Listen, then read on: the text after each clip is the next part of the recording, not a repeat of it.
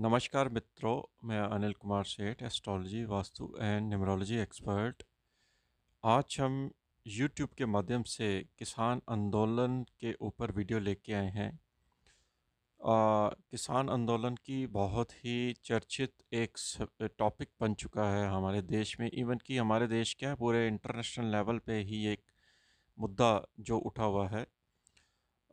इसके ऊपर एक कैलकुलेशन आज हमने बैठकर करी है।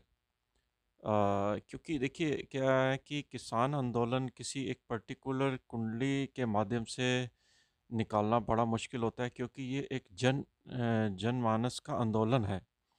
और इसमें एक पर्टिकुलर जो इंसान है उसकी कुंडली से निकालना बड़ा मुश्किल होता है कि ये आंदोलन कब ख़त्म होगा और इसका कब एंडिंग पॉइंट होगा। लेकिन फिर भी ज्योतिष के माध्यम से जो भारतवर्ष की कुंडली है उसको बेस बनाकर ये गणना और कैलकुलेशंस आज हमने बैठकर निकाली है कि किसान आंदोलन का कब ये अंत होगा, कब नॉर्मल लाइफ में लोग आएंगे।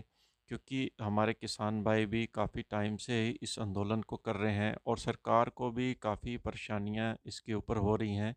और अ, जो डेली रूटीन वर्क हो गया या बाकी के फैक्ट्री के जो एम्प्लॉइज़ हैं जिनको बिजनेस करना है, जो एक स्थान से दूसरे स्थान पे जाते हैं, उनको आने जाने में भी बहुत समस्याओं का सामना करना पड़ रहा है। और ये जो देखिए, जो ज्योतिष के एंगल से ये हमने कैलकुलेशन निकाली है, तो कुछ हम पीछे चलते हैं जो कि ये डिफाइन करता है कि 20 नवंबर 2020 को गुरु मकर राशि में प्रवेश हुआ था, तो उत्तराषाढ़ा नक्षत्र था। देखिए, गुरु जब धनु राशि में था तो तभी ये आंदोलन जो है वो पंजाब में इसकी शुरुआत हो चुकी थी। लेकिन इतना वास्ट नहीं था, यानी कि इतना बड़ा आंदोलन नहीं था। और 20 नवंबर को गुरु ने जैसे ही मकर राशि में प्रवेश किया और शनि के साथ इसकी युति हुई, तो नीच भंग राजयोग भी गुरु का बना। और गुरु और शनि की युति जो मकर राशि में जो बनी उत्तराषाढ़ा नक्षत्र में, तो इस आंदोलन को जो जिसको कहते हैं कि तीव्रता मिली, वो मिली 26 नवंबर 2020 से। तो 26 नवंबर 2020 में गुरु मकर राशि में प्रवेश कर चुका था उत्तराषाढ़ा नक्षत्र में। अब गुरु जो होता है, जब भी राशि परिवर्तन करता है, और आपको मालूम है कि गुरु जिस भाव में बैठता है उस भाव की हानि करता है। अब देखिए, गुरु नीच राशि में एक तो आना और नीचता भंग भी हो रही है, और शनि की राशि में आना और शनि के साथ बैठना, तो शनि की कार तत्वों को चीज़ों को प्रमोशन मिलती है यहाँ पे। क्योंकि गुरु जो इस समय एक्ट कर रहा है वो शनि की तरह और शनि की डायरेक्शन में ही एक्ट कर रहा है, क्योंकि गुरु की नीचता शनि ही भंग कर रहा है। और गुरु गुरु जो है, कोई भी प्लेनेट जब किसी के घर में प्लेस करता है तो उस घर की उसको चीज़ों को एक्सेप्ट करना पड़ता है। जैसे सपोज़ कीजिए, आप किसी के घर में रहने के लिए जाते हैं, चाहे वो शॉर्ट पीरियड के लिए या लॉन्ग पीरियड के लिए, तो आपको अपनी लाइफ में एडजस्टमेंट करनी पड़ती है। क्योंकि जो आपको अपने घर में आप अपनी मनमानी से रह सकते हैं, तो दूसरे के घर में आप अपने मनमानी से नहीं रह सकते। तो एडजस्टमेंट आपको करनी पड़ती है। तो ये एक नेचर भी यही बता रही है, प्लेनेट भी यही कह रहा है कि जब गुरु जो है शनि की राशि में गया, और शनि ऑलरेडी मकर राशि में स्वयं राशि में है, तो शनि शनि को और बल मिल गया, और शनि ने इन चीज़ों को बढ़ाना शुरू कर दिया, जनमानस को इकट्ठा करना शुरू कर दिया। अब क्वेश्चन ये अराइज होता है कि ये आंदोलन कब तक चलेगा, क्योंकि काफ़ी लंबा समय हो चुका है। इस आंदोलन के ऊपर काफ़ी माथापच्ची हो चुकी है, लेकिन सलूशन अभी तक सरकार को नहीं मिल पा रहा है और किसानों को भी नहीं। तो देखिए, जो ज्योतिष के एंगल से देखिए तो भारतवर्ष की जो कुंडली है वो वृषभ लगन की कुंडली है। और वृषभ लगन के अकॉर्डिंगली जो गुरु और शनि का भाग्य में जाना, और ये नाइन्थ हाउस में जाना, क्योंकि गुरु यहाँ पर एट्थ हाउस का लॉर्ड है। एट्थ हाउस का लॉर्ड जब भाग्य धर्म में जाता है तो वो जो गुरु की चीज़ होती हैं, जैसे जो कि उनको जैसे किसी बच्चे को समझाया जाता है कि ये चीज़ गलत है, तो गुरु जब भी नीच होता है तो वो उसके एंटी काम करता है। तो गुरु की नीचता के कारण ही, हालांकि नीच भंग से ये हो रहा है कि जो गुरु का एक बहुत बड़ा बैड इफेक्ट आना था, वो शनि ने इसको कंट्रोल करके रखा हुआ है। लेकिन प्रभाव तो गुरु का पड़ ही रहा है। और गुरु जो है वो जनमानस का एक जीविका का प्लेनेट माना जाता है, कि जो कि जीविका को चलाता है।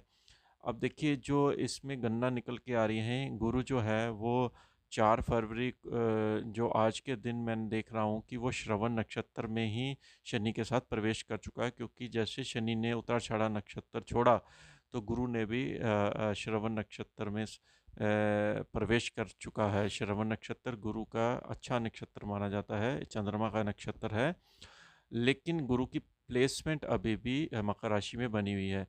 तो ये जो स्थितियों में आपको सुधार देखने को मिलेगा, वो मिलेगा 7 अप्रैल 2021 से, जब गुरु धनिष्ठा नक्षत्र में जाएगा, मंगल के नक्षत्र में।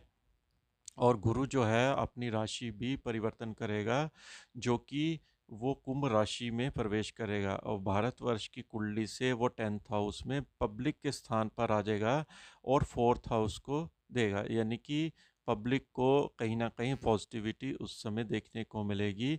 और माननीय हमारे प्रधानमंत्री जी की कुंडली से गुरु और शनि की युति इनके थर्ड थर्ड हाउस पर ये बनी हुई है।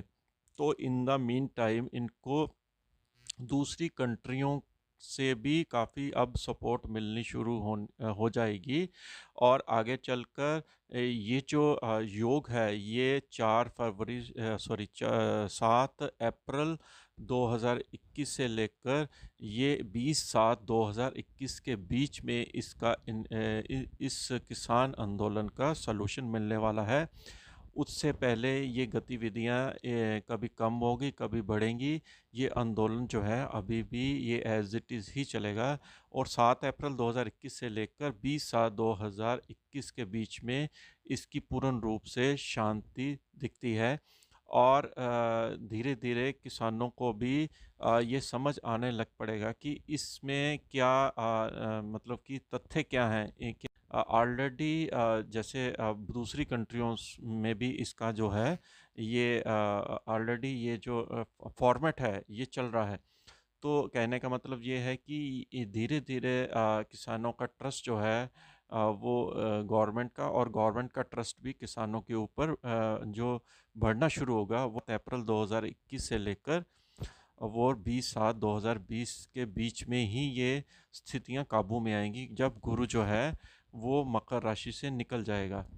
तो ये पर्टिकुलर जो चीज़ है, क्योंकि मैंने आपको बताया कि ये जन आंदोलन जब भी होता है, इसमें किसी पर्टिकुलर जो पब्लिक की जो हॉरोस्कोप्स होती हैं वो देखना बड़ा मुश्किल होता है, लेकिन कंट्री की और कंट्री के राजा की जो हॉरोस्कोप से ये कैलकुलेशंस निकल कर आ सकती हैं। तो प्रोबेबिलिटी प्रोबेशंस जो आ रही हैं वो निकल कर आ रही हैं 7 अप्रैल से लेकर 20/7/2021 तक। तो आपको वीडियो कैसी लगी शेयर भी कीजिए और सब्सक्राइब भी कीजिए। इसके साथ ही हम आपसे आज्ञा लेते हैं। नमस्कार।